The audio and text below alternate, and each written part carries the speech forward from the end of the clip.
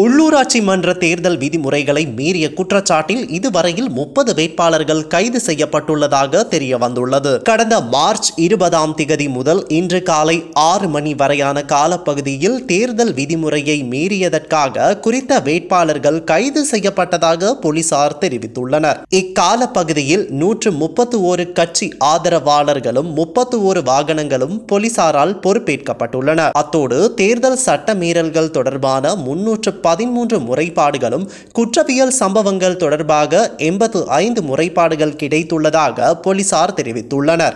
இதேவேளை உள்ளூராட்சி மன்ற தேர்தல் தொடர்பில் தேர்தல் ஆணைக்குழுவுக்கு கிடைத்த முறைப்பாடுகளின் எண்ணிக்கை 3000-ஐ கடந்துள்ளது. கடந்த மார்ச் 20 முதல் பெறப்பட்ட மொத்த முறைப்பாடுகளின் எண்ணிக்கை 3053ஆக அதிகரித்துள்ளதாக தேர்தல் ஆணைக்குழு அறிவித்துள்ளது. மொத்தம் பெறப்பட்ட 3053 முறைப்பாடுகளுள் 2491 முறைப்பாடுகள் ஏற்கனவே தீர்க்கப்பட்டுள்ளதாக தேர்தல் ஆணைக்குழு தெரிவித்துள்ளது. இதனிடையே உள்ளூராட்சி மன்ற தேர்தலுக்கான தபால் மூல வாக்குப்பதிவு இன்று 3வது நாளாக இடம்பெறுகின்றது.